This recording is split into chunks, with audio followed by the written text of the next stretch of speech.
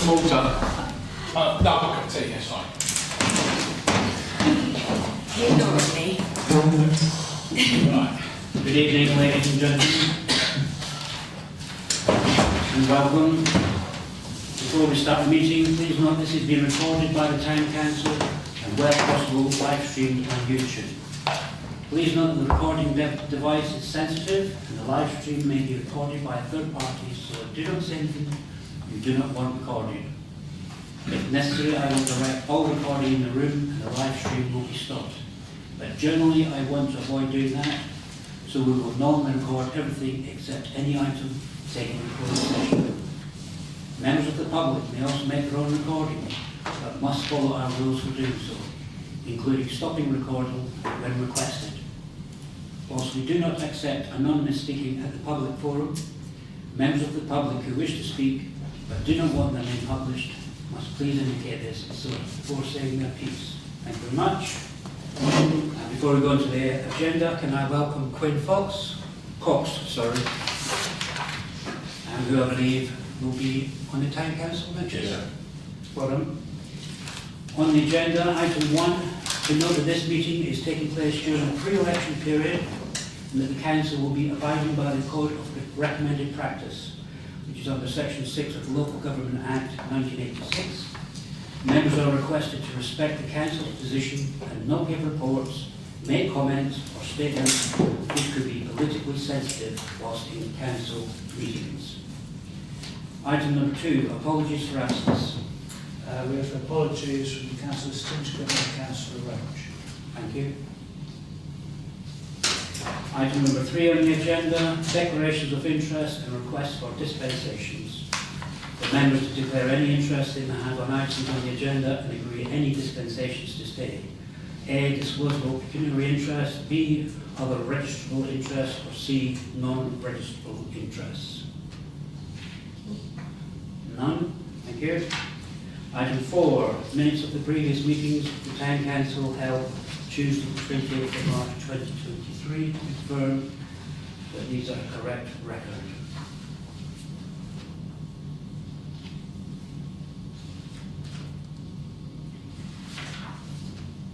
Can I have a proposer? Councillor Mason, seconder. Councillor Hamish. All those in favour? Carried.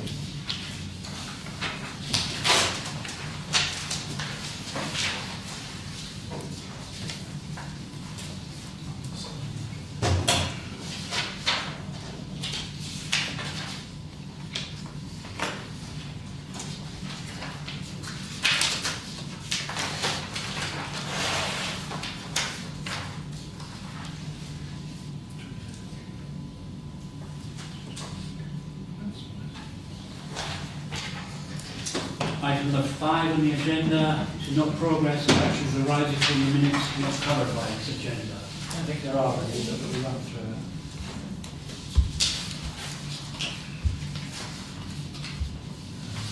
Councillor Mason, I wouldn't expect that to be. action.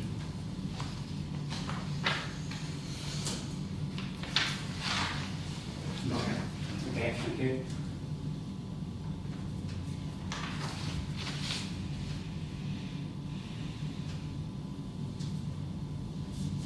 That's it. Move on. Item number 6, reports from district and county councillors, etc. First of all, police report. Unfortunately, Cheryl Clayton can't be with us tonight.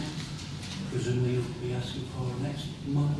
I was with her this morning and she will, it was yesterday morning, this one, and it'll be the June meeting.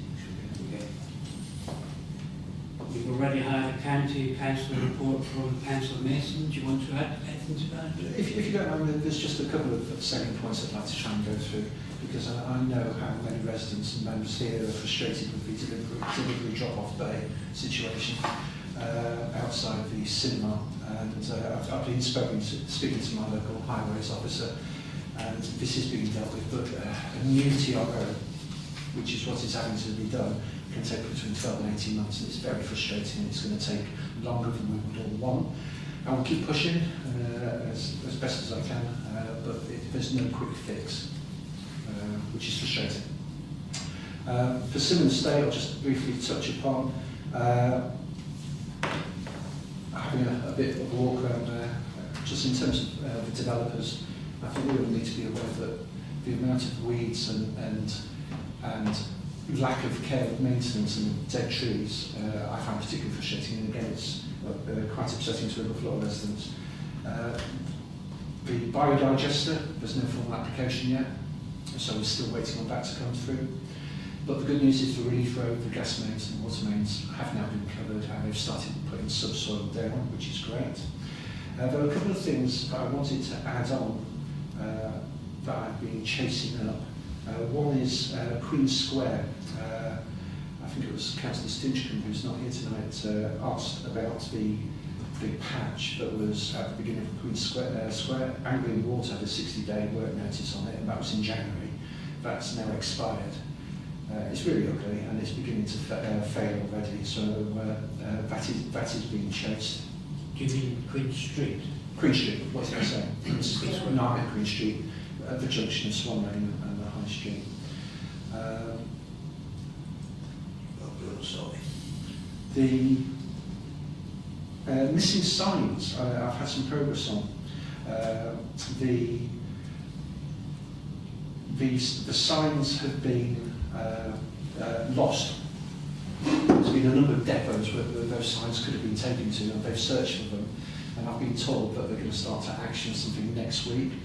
And all I can say, Councillor Burns, is whilst I could have done this earlier, I thought it was a quite straightforward thing that you were dealing with. It has been going on for too long, and I'm more than happy to support just trying to get this over the line, because, as I say, we need those signs up. I've also had a response about the sign, the town centre sign that I think you referred to, Colin, on the outskirts. Oh, so the brown tourist. Yeah, and there's some. They're going to try and find out whose responsibility it is, because it's right on the boundary. Yeah. But again, I'll chase that one and see if we can get an outcome. Thank you. Councillor Burns? Only on the signs, I get deeply frustrated that 6 months ago they told me they were ordering new signs. They'd already searched the depots, this is nothing new. And they basically haven't done so. That's why I passed it on to West Suffolk, because it was them who originally wanted those signs taken down. They are actively working on it. It may be next week, but they've been promising me this for 18 months. In the meantime, we've had numerous close shaves, numerous road rage incidents by Camps Road, and it's extremely frustrating that after 15 emails to Suffolk County Council, they still haven't done anything, and that's what really annoys me. And it's got nothing to do with the highways, it's a strategic county. I don't know what we can do with these people. I really don't. Thank you. Councillor Smith? I just wanted to mention, or ask about, you mentioned the weeds and the Persimmon Estate. Have we got any plans to have, or highways got any plans to have like the bees friendly type of situation there? I think what I was trying to refer to wasn't necessarily much for weeds on our side roads, because I've actually been quite enjoying the wildflowers lately, although the spring at some point is going to need to come because of the growth. But I've been enjoying the wildflowers. Now, there's been a lot of open soil, and that encourages thistles, and really quite, at the moment that land is really quite unusable as a play area, and I'm a little bit concerned that not enough is being done to properly turf parts of the estate. That's what I was referring to.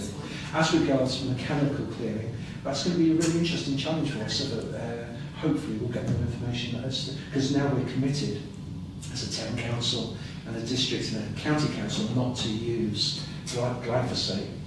It's going to be interesting to see how we then tackle the challenge of weeds along our highways. Was that what you wanted to say? I haven't been previously involved, Councillor Burns. I could have been, I haven't been.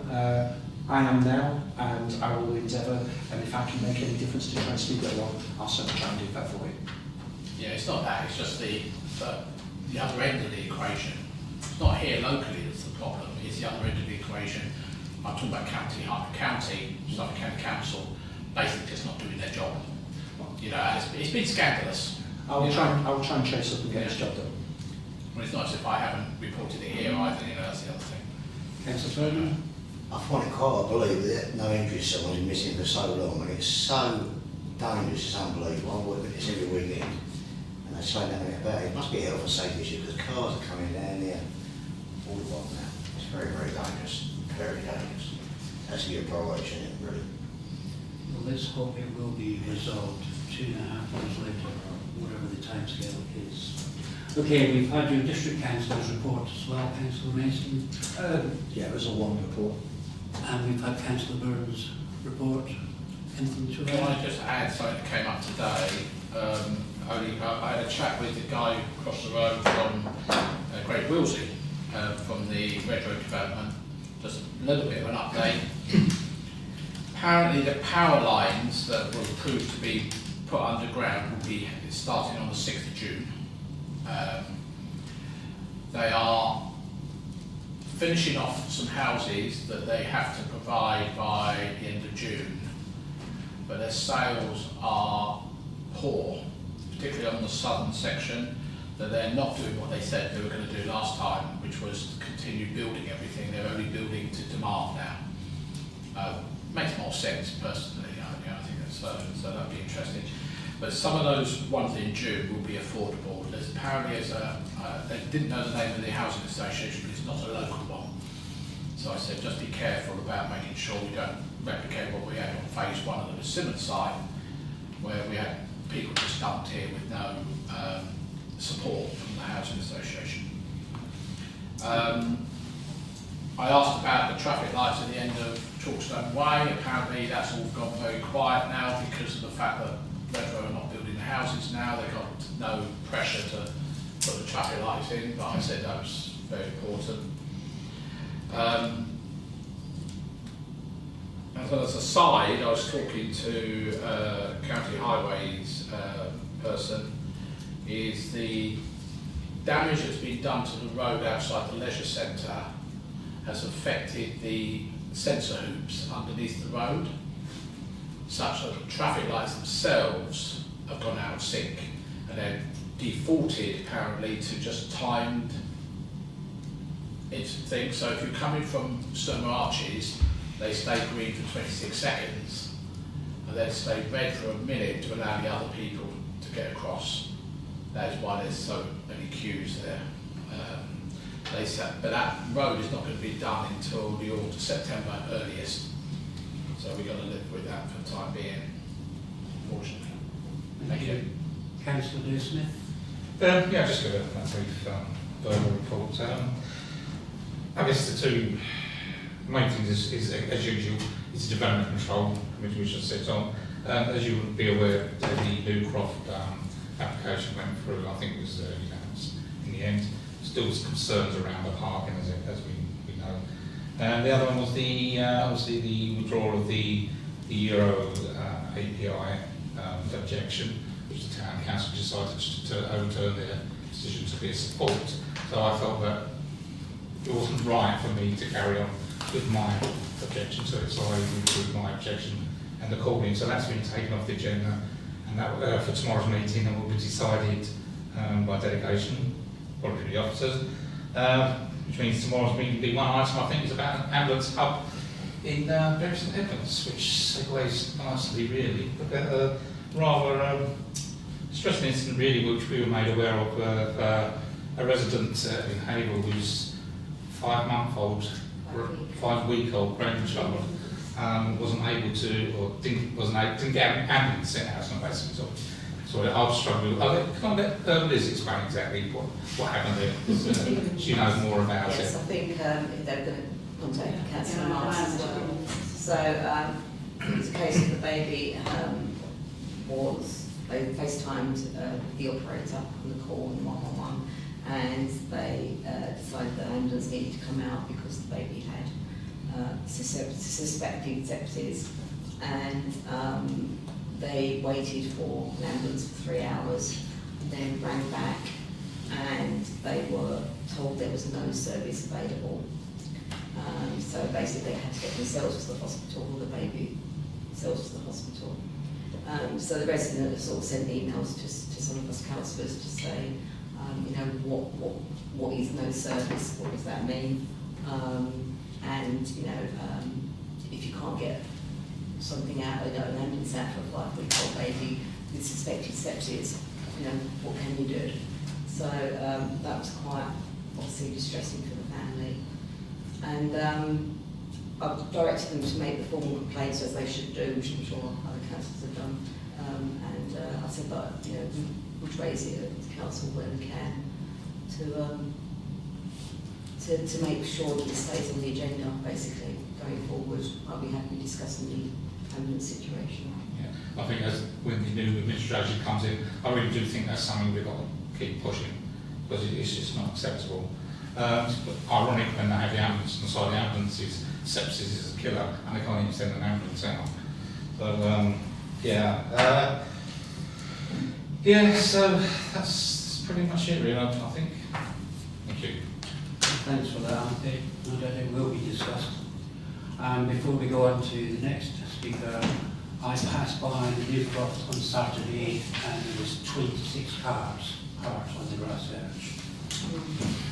Councillor Joe Mason. Two really very quick things. One in response to something that Councillor Bennett said, which is interesting. He was speaking about how Redrow are now building almost to order. Persimmon have indicated they're massively going to slow down on phase 6 because demand has dropped off, I think, with interest rates going up and the cost of living crisis. The developers are not wanting to continue to develop at a pace. I'll be personally glad that they just focus on finishing 2B before, because it seems like there's too many phases going on. And the other thing, there are some conversations regarding the possible solution, but we could post regarding the new crop, but maybe that would be better to be talked about with the new administration. Okay, Councillor Brown. Yeah, really sorry to hear about that. I didn't get contacted at the ambulance thing, but obviously it's an ongoing thing that we're working on at the moment, and that we have got meetings planned with the administration, so we'll definitely bring that up. Obviously there'll be contact made before that, but thanks for sharing it anyway. It's just another case amongst many others, people being let down. It's really sad. Councillor Marks.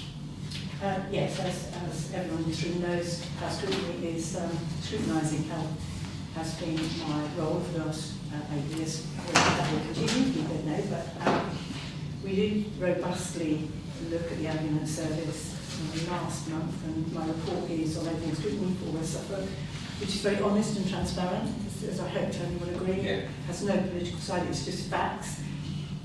What we don't know, and obviously subject to GDPR, we can't discuss the case, but we don't actually know. Obviously we weren't party to the conversations, we have to be very careful.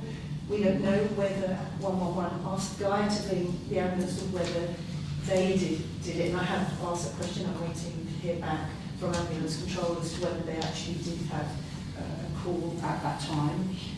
Not that it makes it any better, I have to confess. I'm not attempting to negate it. And I did kind of ask Guy, I did actually say, please, in the event of a child being sick, you ring 999, please don't ring 111, because children's illnesses, they become sick so quickly, they're so small, that just ring 999, it will be a priority for that service regardless. Just on the 999 service, and I would like, I perhaps will pull off the report and give it to Colin for you all to see, because one comment I would make is the ambulance service has been the fall guy for the failing in every other service. So because you can't see a doctor, because you can't see a nurse, because you can't get through to 111, because you've got no care in the community and sick people don't get care when they come home, everything falls back to the ambulance service, and the pressure on them is unprecedented. So it is kind of a little bit unfair that they are being massively blamed for failure when actually they're the fall guy for every other part of the service, and I have put that in my report. And actually, if they don't strengthen the other parts of the service at the same time as the strength of the ambulance service, we are simply not going to get out of this situation. So it is an ongoing conversation with other people, if not me, later on, and that remains to be seen. Just on a lighter point, David Roach and I were involved. They wanted to move the play area from near Lowry Road and put it much further away, which meant that little children couldn't just go out of their front door and play where parents could see them. They would have been moved away.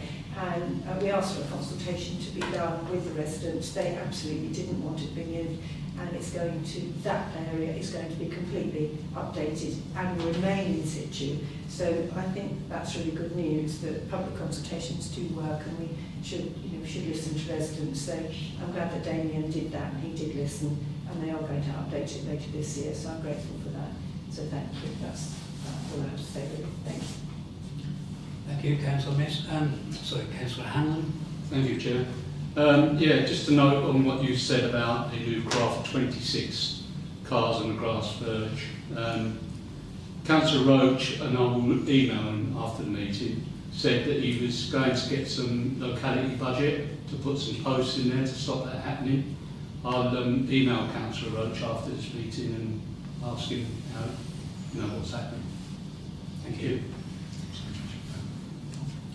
Okay, have we got any more district councillors' reports? I'll just add one further thing, so nothing to do with this, what's just been said. There's one other thing that I forgot to mention. The underpass at Westwood School, which I've been trying to get reopened, is not going to be reopened. But what county are going to do is take the steps that are up from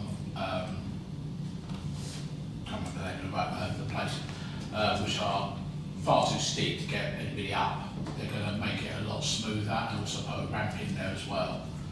So it's halfway house, it still leaves the thing. I did moan about the parking up there again. I have asked both that school and couples for their transport plans. Strangely, they haven't sent them to me yet because of the complaints I've been getting from the stagecoach as well.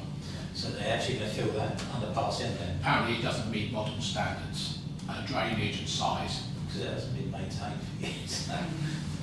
Councillor Smith, Dave Smith. So I'm just interested in what sort of grading they'll be able to put on that. I mean, because we've had that issue like when we put the ramp in at the Leighton Centre, but it can't be more than one in whatever. It has to be whatever it is. Yeah. Well, Because that's 112.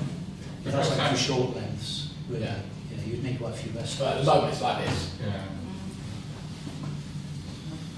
Interesting. Okay, moving on to item 7, the Mayor's report, which has been distributed. Any comments? Item number 8, One Haverhill Partnership. Pass over to you, Colin.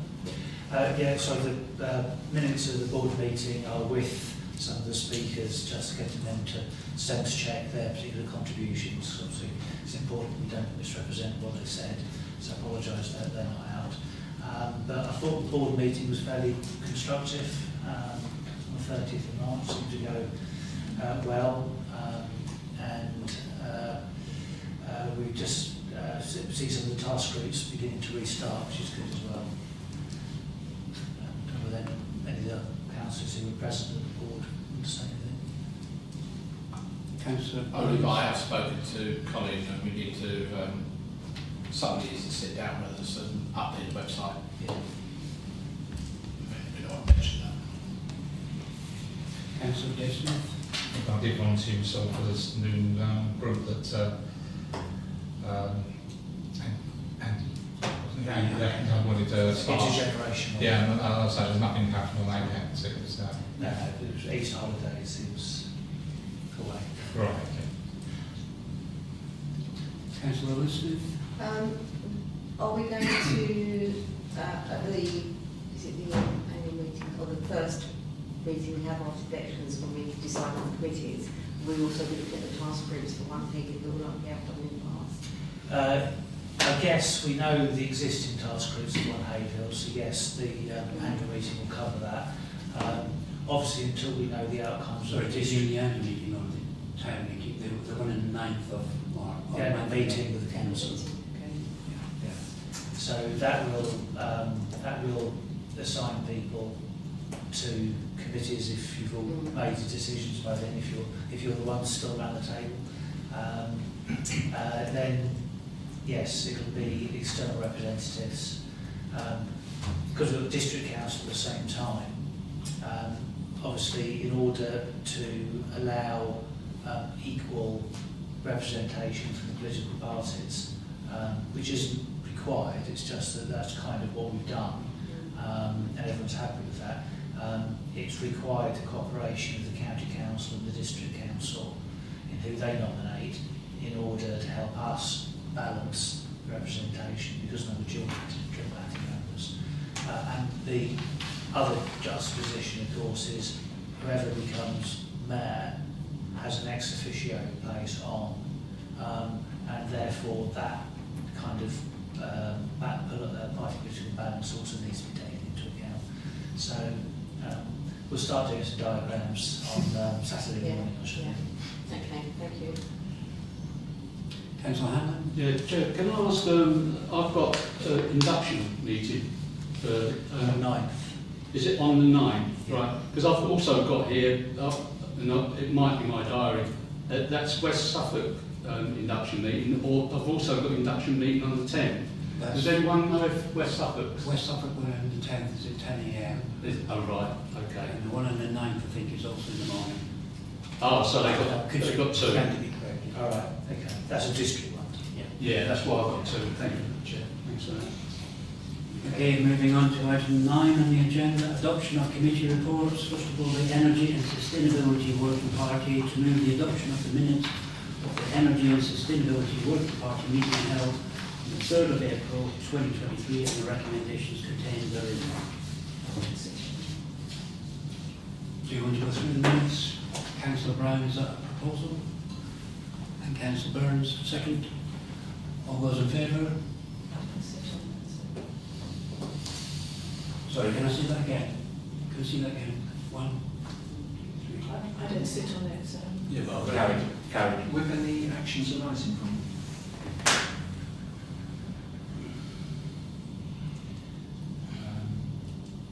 So there's a framework agreement. I suppose that should be one of the recommendations. Actually, so I should have actually spread this out. Probably better off actually giving that to the new council anyway. And then, yeah, that's just the operations manager attending the next meeting.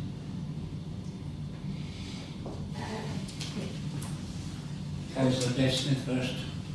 I was just going to ask about the this with the solar panels that it seems to be dragging on forever and ever without any sort of like sign of movement.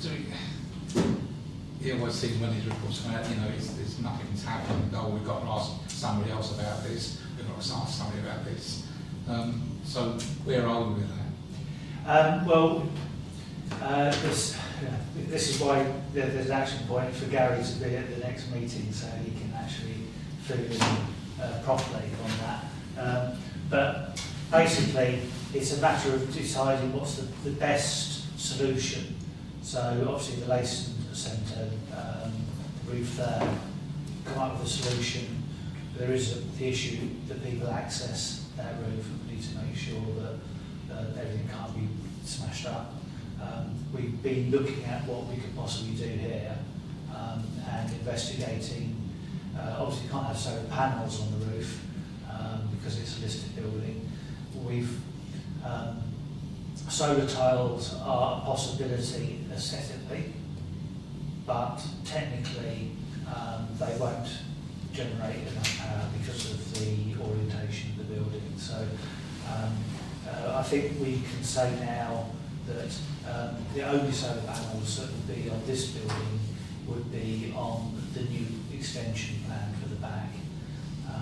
There wouldn't be, I think, yes, I think eventually we'll have the Leyson Centre will have solar panels, but we have obviously got double glazing all done up there. And the zone, that's with West Suffolk, that's where you really do need Gary, because we've sent details through to West Suffolk, and they are supposed to be talking to the landlord, because obviously we only rent that building, and the landlord has to give them permission, and I'm not told anything about those discussions. So does Gary got any delegated powers to do things through this, or does he have to come out to the working party every time? Because that seems to be the sticking point. Because meetings are only every 2 months. Things get just dragged on and on and on. So we're potentially talking about only too expensive commitment to the costs of doing this work.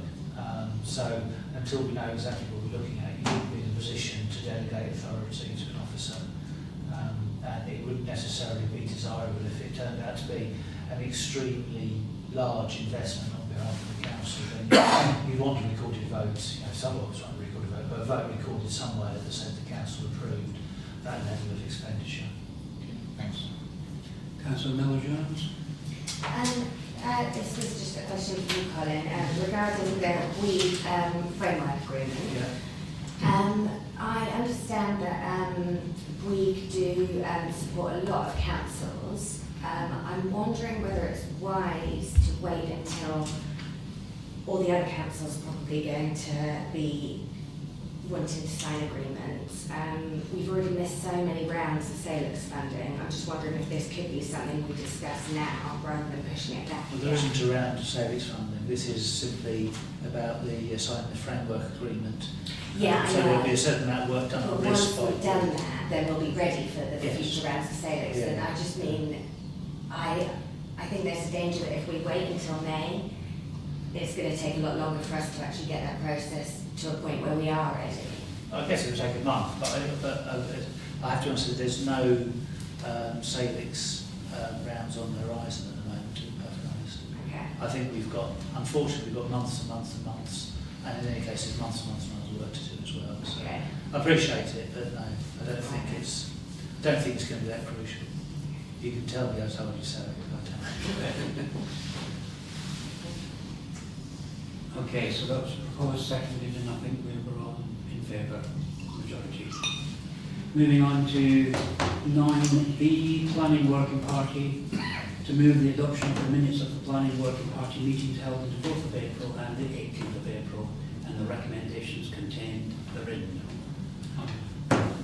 Councillor Smith proposed, seconded by Councillor Hanlon. All those in favour? Carried. 9C, Finance Working Party, to move... Sorry. Well, discussion whether or not they can vote even though they're not a committee. But it's still carried. Did you want an answer for that question? Yes? This is not approving the minutes.